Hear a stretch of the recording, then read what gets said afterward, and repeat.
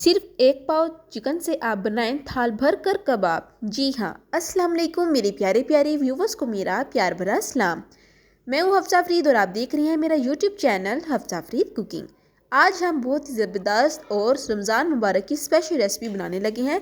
इस रेसिपी को आपने अंत तक वॉच करना है। रेसिपी शुरू करने से पहले बिस्मिल्लाहिर्रहमानिर्रहीम। एक लेंगे पैन और इसमें आपने एक पाव चिकन शामिल कर देना है। चिकन को आपने अच्छे तरीके से वॉश करना है। मसाले में हम शामिल करेंगे 1 चम्मच भरकर कश्मीरी लाल मिर्च का, साथ ही शामिल कर देंगे आधा चाय का चम्मच दादरी मिर्चें, ये ऑप्शनल है। अब शामिल करेंगे 1 चम्मच भरकर खुश्क धनिया पाउडर, आधा चाय का चम्मच शामिल करेंगे गरम मसाला पाउडर, आधा चम्मच ही शामिल करेंगे हल्दी, आधा चम्मच शामिल करेंगे नमक और अब आधा चम्मच हम साबुत धनिया शामिल कर देंगे क्रिस्पनेस पैदा करने के लिए। अब यहाँ पर आपने पानी शामिल करना है। मैं यहाँ पर 1 गिलास पानी शामिल कर रही हूँ। अच्छे से मिक्स कर लेंगे और अब फ्लेम ऑन कर देंगे और अच्छे से कुक करेंगे। ब्रेस्ट की आपने कटिंग नहीं करनी, इसी तरह आप रहने दीजिएगा। अब कवर कर लेते हैं। तो देखिए तकरीबन 5 मिनट हो चुके हैं। चिकन अच्छे से कुक हो गया है और पानी भी खुश्क हो गया है। अब हम चेक कर लेते हैं। इस पॉइंट पर अगर आपने अभी तक मेरे चैनल को सब्सक्राइब नहीं किया तो जल्दी से मेरे चैनल को सब्सक्राइब कर दें, लाइक कर दें और शेयर करना मत भूलिएगा। आपका बेहद शुक्रिया। तो अब हम श्रेड करके भी देखते हैं ये क्या आया 100% कुक हो चुका है। तो इस तरीके से श्रेड करके देख लेते हैं। जी, तो बहुत ही आसानी से श्रेड हो रहा है, तो इसका मतलब है कि चिकन अच्छे से कुक हो गया है। अब ये बहुत ज़्यादा गर्म है, हाथ में नहीं पकड़ सकते, तो इसलिए आप इसको वैसे ही छोड़ दें ताकि ये रूम टेम्परेचर तक आ जाए। दूसरी तरफ आप लेंगे आलू। यहाँ पे मेरे पास 1.5 किलो आलू है और इनको अच्छे से मैंने बॉईल कर लिया है और साथ ही मैंने इनका छिलका भी उतार लिया है। अब यहाँ पर मैश करते हैं। मैश करने के 2 तरीके हैं। आप यहाँ इस मैशर की मदद से भी अच्छे से मैश कर सकते हैं, मगर यहाँ पर मैं इस मैशर का इस्तेमाल नहीं करने लगी। मैं यहाँ पर करूँगी छोटे ग्रेट का इस्तेमाल, क्योंकि इस ग्रेट की मदद से बहुत ही आसानी से आलू जो हैं वो मैश हो जाएंगे। दूसरे मैशर का अगर हम इस्तेमाल करेंगे तो आलू फिर भी रह जाते हैं। जब हम कबाब बनाएंगे तो हमारे कबाब टूट सकते हैं, तो इसलिए मेरी आपको यही मशवरा है कि आप जो है ये छोटा ग्रेट यूज़ कीजिएगा। इस तरीके से अपने सारे आलू जो हैं वो ग्रेट कर लेने हैं और ये देखिए तमाम आलू तैयार हो गए हैं। अब हम इनको रखते हैं साइड पर और दूसरी तरफ चिकन की कंडीशन देख लेते हैं। तो देखिए चिकन जो है वो रूम टेम्परेचर तक आ चुका है। अब आपने इसको ऐसे अच्छी तरह से श्रेड कर लेना है। श्रेड करने का क्या फ़ायदा है ये मैं आपको आगे चलकर बताऊंगी। तो सबसे पहले आपने इस तरह श्रेड कर लेना है। बहुत ही अमेजिंग खुशबू भी आ रही है। इस पॉइंट पर अगर आपने अभी तक लाइक नहीं किया मेरी रेसिपी को तो जल्दी से मेरी रेसिपी को लाइक कर दें और कमेंट भी बता दीजिएगा। तो ये देखिए सारा चिकन है अच्छे से मैंने श्रेड कर लिया है और बहुत ही आसानी से श्रेड हो गया है। अब आलू भी बॉईल हो गए हैं, चिकन भी श्रेड हो गया है। अब बाकी का प्रोसीजर करते हैं। तो अब हम सबसे पहले आलूओं में शामिल करेंगे 3 अदद सब्ज़ मिर्चें चॉप की हुई और अब शामिल करूँगी हरा धनिया। हस्बे ज़रूरत हरा धनिया, इसको आपने कटिंग कर लेनी है और अच्छे से धो लेना है। ये शामिल करेंगे। बर्तन को अच्छे से साफ़ कर लेते हैं। अब शामिल करेंगे 1/4 चम्मच अजवाइन। अजवाइन शामिल करने का ये फ़ायदा है कि मैदे की तेज़ाबियत नहीं होगी, जलन नहीं होगी। अब शामिल कर देंगे श्रेड की हुई चिकन। बहुत ही अमेजिंग रेसिपी होने लगी है, आपने अंत तक वॉच करना है। और 1 पाव चिकन से देखिए हम थाल भर कर बना लेंगे। बहुत ही अमेजिंग रेसिपी है। अब शामिल कर रही हूँ यहाँ 2 दरमियाने साइज़ के प्याज। इन प्याज़ों को मैंने अच्छे से चॉप कर लिया है और चॉप करने के बाद मैंने इनका पानी जो है वो निकाल लिया है। आपने अच्छे से निचोड़ कर इनका पानी निकाल लेना है और सिर्फ ये प्याज शामिल करने हैं। प्याज़ों का पानी जो है इनके अंदर नहीं होना चाहिए। अब अच्छे तरीके से इस तरह मिक्सिंग कर लेते हैं।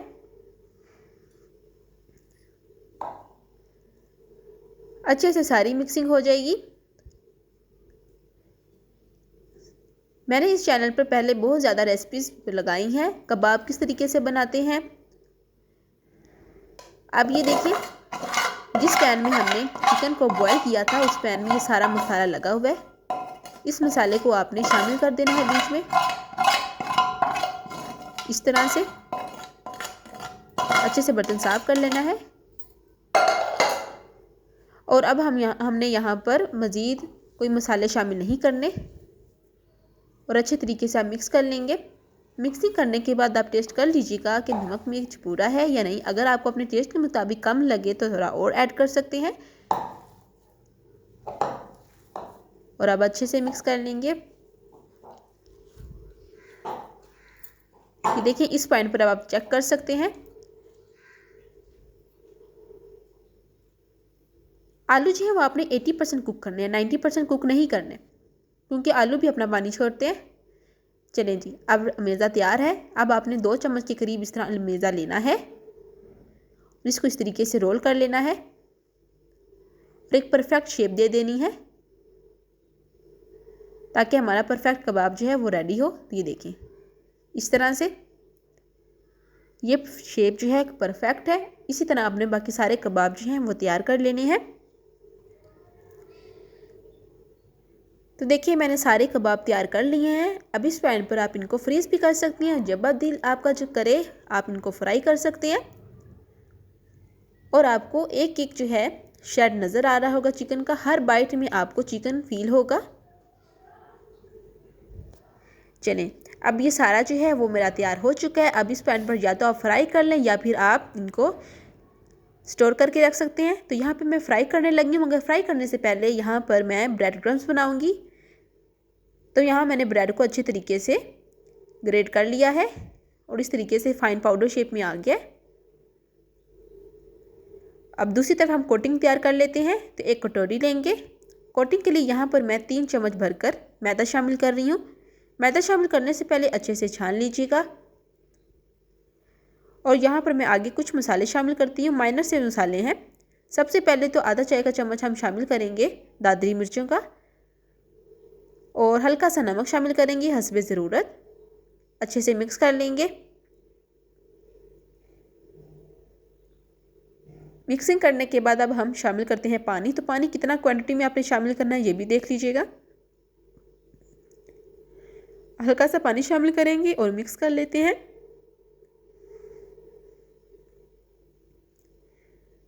विस्क की मदद से मिक्स कर लेंगे। ध्यान रखिएगा कि कोई फिटकन या लम्स वगैरह ना बने, बिल्कुल स्मूथ सा टेक्सचर चाहिए हमें। और आगे चलकर मैं आपको ये भी बताऊंगी कि क्या कंसिस्टेंसी होनी चाहिए कोटिंग की। कंसिस्टेंसी चेक करने के लिए ये देखिए, पहले एक स्पून लेंगे और इसको उल्टा करके इस तरह लाइन लगाएंगे। तो ये देखिए, आपस में मिल नहीं रहा, तो इसका मतलब है कि कोटिंग जो है वो तैयार हो चुकी है, लाइन बरकरार है। अब कोटिंग भी साइड पे रख लेते हैं। अब आपने कोटिंग किस तरीके से करनी है ये भी आपको बताती चलती हूँ। सबसे पहले तो आपने एहतियात से कबाब एक उठाना है और उसको कोटिंग वाले मिक्सचर में इस तरह डिप करना है। डिप करने के बाद आपने ब्रेड क्रम्स को इसके ऊपर डालना है इस तरह से, और कबाब को चारों तरफ से ब्रेड क्रम्स से कवर कर देना है। ब्रेड क्रम्स के साथ अगर आप फ्राई करेंगे तो बहुत ही अमेजिंग टेक्सचर आएगा, बहुत ही ज़्यादा क्रिस्पनेस पैदा होगी। अब इसी तरीके से आपने सारे जो हैं कबाब तैयार करके रख लेने हैं। अब जितने आपने फ्राई करने हैं वो सारे ही आप तैयार करके रख लीजिएगा। रखने के बाद अब आपने स्टोर किस तरह करना है ये भी मैं आपको बताती हूँ। एक आपने पाइपिंग बैग ले लेना है और उसको अच्छे तरीके से आपने खुश्क करना है, अंदर कोई भी नमी वगैरह ना हो, अच्छे से खुश्क हो। और उसके बाद आपने इस तरह से सारे कबाब जो हैं उस पाइपिंग बैग में शामिल कर देने हैं और ऊपर से सील कर देना है। रमज़ान मुबारक में जब आपका दिल करे आप इनको फ्राई करके खा सकते हैं। या शाम की चाय को आपने मज़ेदार बनाना हो तब भी आप इनका इस्तेमाल कर सकते हैं। गरम गरम चाय के साथ गरम गरम कबाब हो तो क्या मज़ा नहीं आ जाता। तो देखिए, सारे कबाब जो हैं वो इसी तरह से मैंने कोट कर लिए हैं। यहाँ पर मैं आधे कबाब कोट कर रही हूँ जो मैं अभी फ्राई करने हैं, और बाकी मैंने स्टोर करके रख देने हैं। चलें जी, ये देखिए कबाबों को मैंने अच्छे से कोट कर लिया है, बाकी मैं स्टोर करके रख दूँगी। अब इनको फ्राई कैसे करना है, फ्राई करने का भी एक तरीका है, तो देखते हैं कि फ्राई किस तरह करेंगे। बाकी को स्टोर कर लेते हैं। फ्राई करने के लिए सबसे पहले तो आपने पैन में घी को अच्छे से गर्म करना है, 100% वो गर्म हो। उसके बाद आपने फ्लेम को 50% ऑन करना है और 50% ऑफ, यानी कि मीडियम फ्लेम हो। अब आपने मीडियम फ्लेम पर कबाब को अच्छे से फ्राई करना है। यहाँ पर मैं आपको एक बात और बताती चलूँ कि अगर आपका ऑयल जो है वो इतना ज़्यादा गर्म नहीं होगा, नॉर्मल टेम्परेचर का होगा, तो कबाब जाते ही पैन के साथ चिपकने लग जाएंगे और इनकी कोटिंग उतर जाएगी। तो इसलिए आपने ध्यान रखना है कि ऑयल जो है वो अच्छे तरीके से गर्म हो। उसके बाद ही आपने कबाब जो है वो पैन में रखने हैं फ्राई करने के लिए। अब यहाँ पर हमने आलू जो हैं वो भी हमारे कुक हैं, गोश्त भी हमारा कुक है और जो मसाले हमने डाले हैं वो भी कुक है। बस आपने जो कोटिंग ऊपर लगाई है, कोटिंग को आपने फ्राई करना है, तो इसलिए आपने मीडियम फ्लेम पर रखना है। मीडियम फ्लेम पर आपने 1 से 2 मिनट लगेंगे और अच्छे तरीके से फ्राई कर लेना है इनको। यहाँ पर मैं एक बात और बताती चलूँ, लो फ्लेम नहीं करना आपने, मीडियम टू हाई फ्लेम करना है। अगर आप लो फ्लेम रखेंगे ना तो ये क्रिस्पी नहीं बनेंगे और इनके अंदर वो टाइटनेस नहीं आएगी, ठीक है। तो आपने लो फ्लेम नहीं रखना और इस तरीके से बारी बारी इनकी जो साइड है वो चेंज करते जाइएगा ताकि चारों तरफ से एक जैसे कलर में, गोल्डन कलर में फ्राई हो जाए और दिखने में भी अच्छे लगे। इस बात का भी ख्याल रखिएगा कि हर सेकंड के बाद इनकी जो है साइड वो चेंज करते जाइएगा। तो देखिए माशाल्लाह से तमाम कबाब जो हैं वो तैयार हो चुकी हैं। 3 मिनट हो चुके हैं। अब इनको हम निकाल लेते हैं स्ट्रेनर की मदद से। स्ट्रेनर में रखने का फ़ायदा ये होगा कि अजाफी ऑयल जो है वो निकल जाएगा। यहाँ पर एक और गलती जो हम करते हैं कि जैसे हम कबाब पैन में शामिल करते हैं तो फ़ौरन से उनकी साइड चेंज करने लग जाते हैं। ये आपने गलती नहीं करनी, चंद सेकंड स्टे देनी है, उसके बाद आप इनकी साइड चेंज करनी है। अगर आप पहले ही इनकी साइड चेंज करने लग जाएंगे तो ये स्टेबल नहीं हो पाएंगे और इनकी जो शेप है वो टूट सकती है। इसलिए आपने चंद सेकंड वेट करना है, उसके बाद इनकी साइड चेंज करनी है। तो देखिए माशाल्लाह से बहुत ही मज़ेदार और क्रिस्पी से हमारे कबाब तैयार हो गए हैं। यकीनन आपके भी मुंह में पानी आ रहा होगा, कमेंट में ज़रूर बताइएगा। अब डिश आउट कर लेते हैं। डिश आउट कैसे करना है इसका भी एक तरीका है, चलते हैं डिश आउट करते हैं। ये देखिए माशाल्लाह से कितने ज़्यादा क्रिस्पी आपको आवाज़ आई होगी। इतने क्रिस्पी हमारे कबाब आज के तैयार हो चुके हैं। उम्मीद करती हूँ आपको मेरी आज की रेसिपी बहुत ही ज़्यादा पसंद आई होगी। फिर मिलूंगी एक नई रेसिपी के साथ, तब तक हफ्सा फरीद को दें इजाज़त। अल्लाह हाफिज़।